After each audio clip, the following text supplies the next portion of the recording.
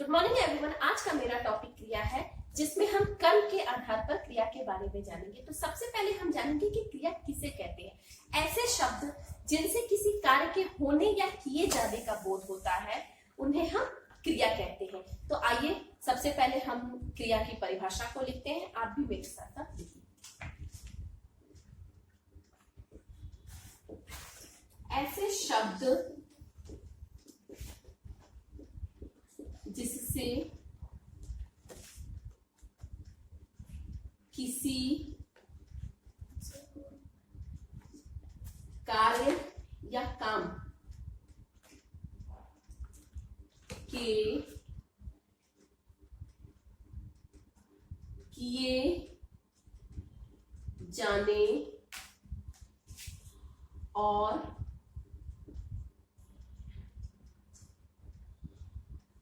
होने का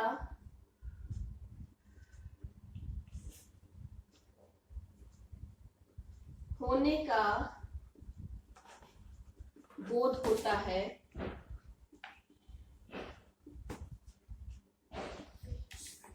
उसे क्रिया कहते हैं।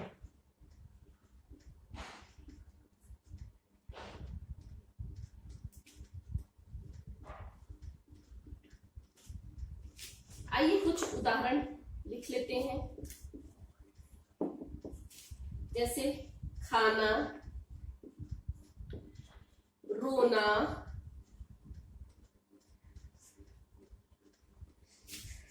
हंसना, गाना, सुनना इत्यादि। ये सब हमारे क्रिया के शब्द हैं।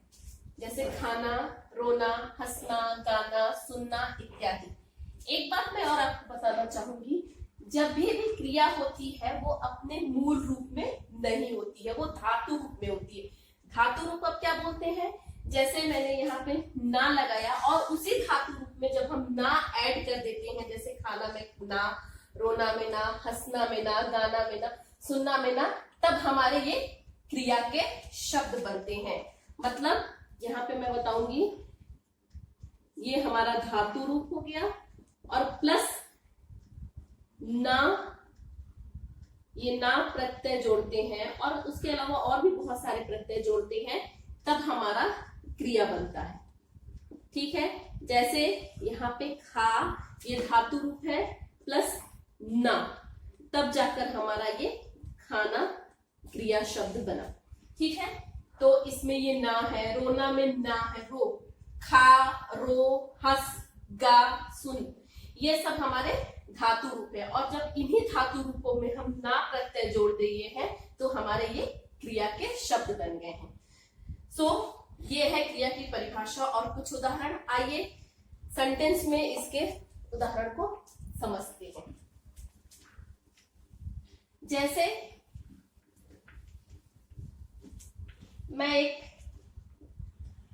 वाक्य लिखती हूं, राम पत्र पढ़ता है। ये हमारा एक वाक्य हो गया। ठीक है, अब इसमें हम जानेंगे कि क्रिया क्या है।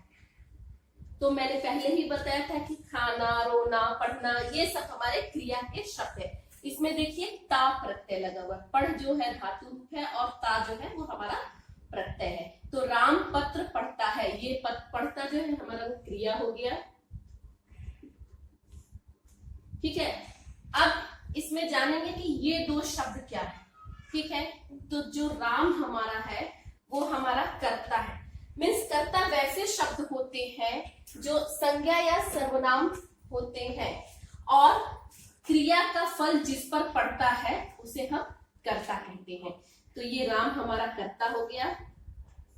अब ये क्या है, पत्र क्या है, तो ये हमारा कर्म हो गया। कर्म मीन्स क्या होता है, कर्म वैसे शब्द होते हैं जिनका क्रिया का प्रभाव कर्ता के बाद जिस पर पड़ता है उन्हें हम कर्म कहते हैं। तो सबसे पहले ये क्रिया जो है हमारा पड़ता है, इसका प्रभाव किस पे पड़ रहा है, राम पे, कर्ता पे पड़ रहा है। उसके बाद कर्ता के बाद किस पे पड़ रहा है, तो ये पत्र कर्म पे पड़ रहा है। तो ये आई होप आपको ये क्लियर हो गया हो कि राम इसमें करता है, पत्र जो है हमारा कर्म है और पढ़ना पढ़ता जो है वो हमारा क्रिया है।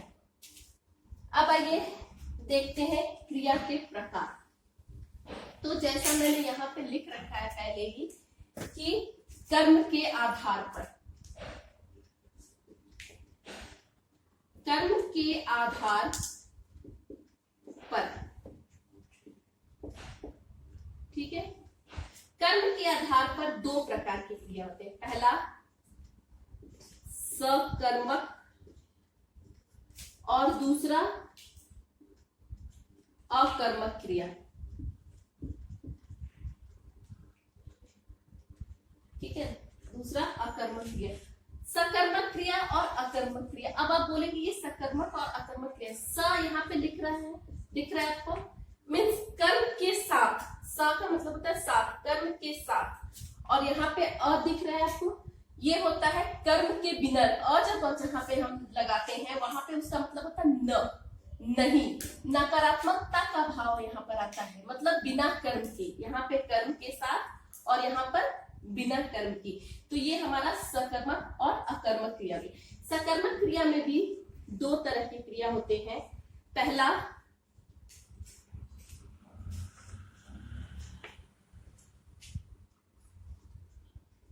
एक कर्मक क्रिया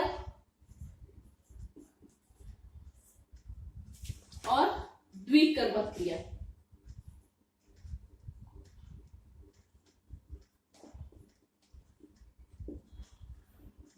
ये हमारे कर्म के आधार पर क्रिया के प्रकार हैं। सकर्मक क्रिया, अकर्मक क्रिया। सकर्मक क्रिया के भी दो भाग हैं, एक कर्मक क्रिया और द्विकर्मक क्रिया। अब आइए कुछ उदाहरण के द्वारा इनको समझते हैं।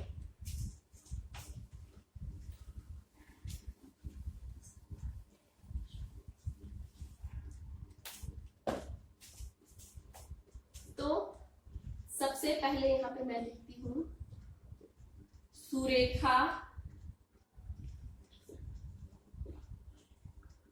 खेलती है।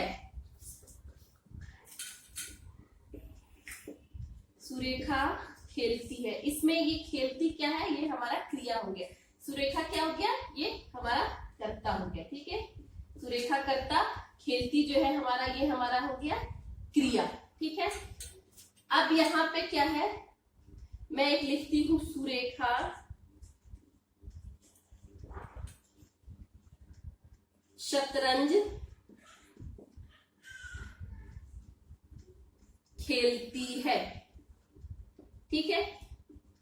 तो ये बिना क्रिया के हो गए, सुरेखा खेलती है, इसमें कर्म हमें कहीं भी दिखाई नहीं दे रहा है। इसी में जब हम पूछते हैं कि सुरेखा क्या खेलती है, तो हमारा ये कर्म निकल कर आता है, सुरेखा शतरंज खेलती है और बहुत सारे खेल खेलती है। तो सुरेखा यहाँ पे शतरंज खेलती है, तो ये शतरंज क्या हो गया, हमारा कर्म हो गया, ठीक है। यहाँ पे सिर्फ हमने कर्ता और क्रिया को देखा था, यहाँ पे कर्ता है ये, क्रिया ये है, और शतरंज क्या है, वो कर्म है। सुरेखा क्या खेलती है, तो सुरेखा शतरंज खेलती है, तो ये शतरंज हमारा कर्म हो गया, जिसे हम इंग्लिश में ऑब्जेक्ट भी कहते हैं, और कर्ता को सब्जेक्ट कहते हैं, क्रिया को वर्ब कहते हैं, ठीक है। तो आई होप आपको ये समझ में आ गया होगा। एक दूसरा उदाहरण मैं लेती हूँ, ये हमारा अकर्मक और सकर्मक क्रिया हो गया, ठीक है। एक द्विकर्मक क्रिया देखते हैं।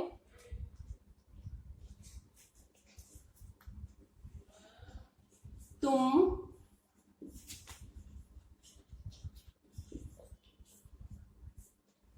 मुर्गियों को दाना दो, ठीक है। इसमें जो हमारा दो है, ये हमारा क्रिया हो गया, ठीक है, ये हमारा क्रिया हो गया। उसी तरह तुम जो है हमारा क्या हो गया, ये हमारा कर्ता हो गया, ठीक है। अब यहाँ पर क्या दिया जा रहा है, तो दाना, तो ये हमारा क्या हो गया, एक कर्मक क्रिया हो गया, ठीक है। उसी तरह किसको, किसको जब हम पूछते हैं तो मुर्गियों को आता है, तो ये हमारा क्या है, ये हमारा द्विकर्मक क्रिया है, द्विकर्मक क्रिया है। ठीक है, तो ये हमारा कुछ क्रिया कर्म के आधार पर है। अब आइए कुछ और उदाहरण लिखते हैं और उनको समझते हैं।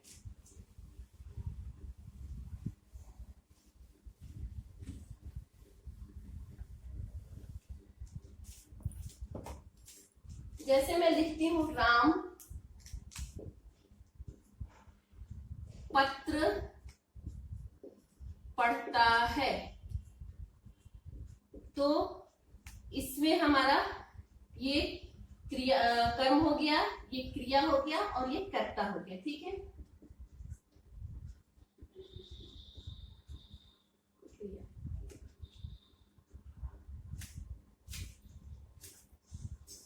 दूसरा मैं लेती हूं राम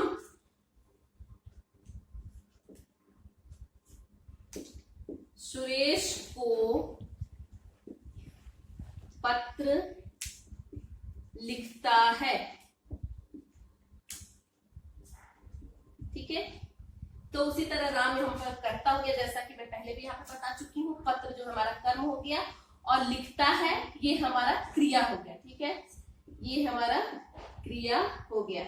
किसको पत्र लिखता है? तो सुरेश को पत्र लिखता है। तो जब भी हमारा ये द्विकर्मक क्रिया होता है, इसमें जो एक पहला कर्म वाला क्रिया और एक कर्मक क्रिया जो होती है वो हमेशा हम देखते हैं कि निर्जीव होती है, और जो दूसरा होता है द्विकर्मक क्रिया वो हमेशा सजीव होती है। जैसे कि मैंने यहाँ पे बताया पत्र जो है वो हमारा एक कर्मक क्रिया है, तो जैसा कि आप देख रहे हो ये निर्जीव है। उसी तरह सुरेश जो है ये हमारा इंसान है, मनुष्य है, और ये द्विकर्मक क्रिया है।